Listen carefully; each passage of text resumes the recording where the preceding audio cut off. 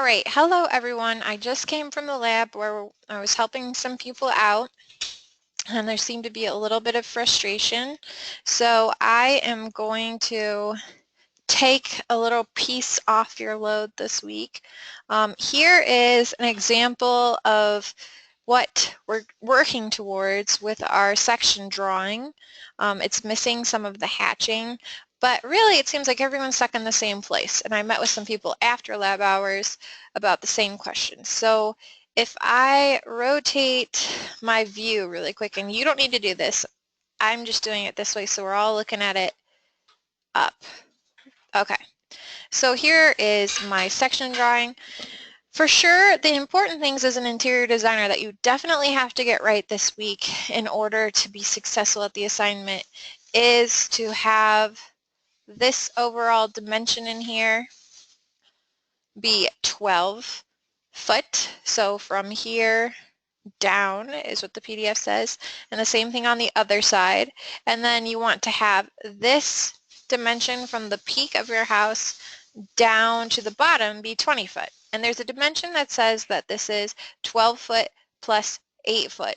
So we need to know that, especially when we're in space planning, because that's this overall elevation where we're going to find the second floor and how it fits into space, where we might hang our chandeliers. Here's where the ceiling comes down. So this is the ceiling height in this room, and that would be where we'd be putting our lights for that room. So those are what we want to focus on. Everyone's getting caught up on the roof, and I can appreciate that. I really appreciate it because there wasn't as much negative feedback on it last semester, and I'd rather have people trying to work through it so hard that they're, freaking out than not care enough to let me know that they think there's an issue.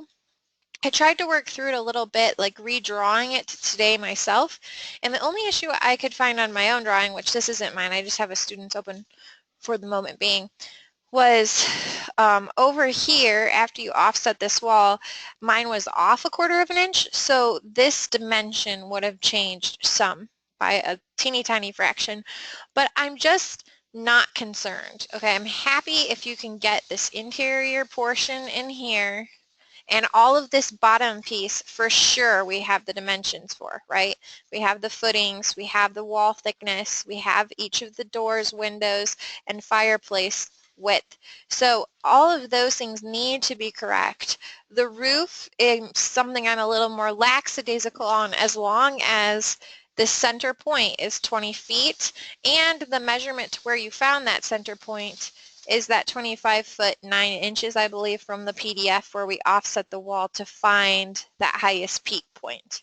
So I'll be for sure checking those. Don't worry about this. Still draw it, okay? You can still draw it. I've just had people, a 1/2 an inch off, 1/4 of an inch off. If it was 4 inches or more off, I might be concerned, and I might supply you with a block at the beginning of next week. But for now, try it, okay? So still continue to draw it. Don't try to match my dimensions exactly. It just go until you get within 1/2 of an inch and call it good. If you can't get that far, then give me as much as you can. I would say if I have this much interior progress, right, highlighted in blue, and maybe the chimney placed, even if it's not right because the roof is right, that's enough to get you, merit you an A. I thought my baby was going to cry. So don't worry about the roof is the big point of this. Another thing someone brought up to me was the doors here. How do you know the doors? We didn't walk through it step by step. So for the doors, let me delete out their dimensions and just ignore their dimensions because, like I said, it's student work. So imagine whatever this opening is, your doors are half of that. Okay, so when I come to draw this line out, it's going to be half the overall opening. The thickness of all doors is 2 inches, and then we're simply adding a 3-point arc. And I think in this case, let me regen this person's drawing. So our 3-point arc, once we set our doors, is going to go 1, 2, and then to the center, 3. So you're going to rotate your doors out 2 inches thick. The thickness comes to the interior of the door threshold or the opening. So you can see it doesn't come to the outside. We set it in. And then in order to create this 3-point arc, we go up to the arc tool, make sure it's on 3-point, yes, click, left click the out corner, left click our second point, left click the middle point. Okay, that's going to look different on the other side. So we're going to start on the rightmost outside point, or depending on how you have your drawing, really this is rotated right now in space. This first is the outside, then the inside of the door, and then the middle point. Okay, that's how we use our arc this week to create those doors. All right, other than that, I think we should be good with the blocks. You will have to watch the video a little bit. That's just part of it. I hope this clears up any of the major concerns that I've seen so far. If you have any questions, feel free to email me. I'm just going to look. Don't forget to copy this part of the drawing down to create your reflected ceiling plan and follow the instructions that are found underneath the homework, okay?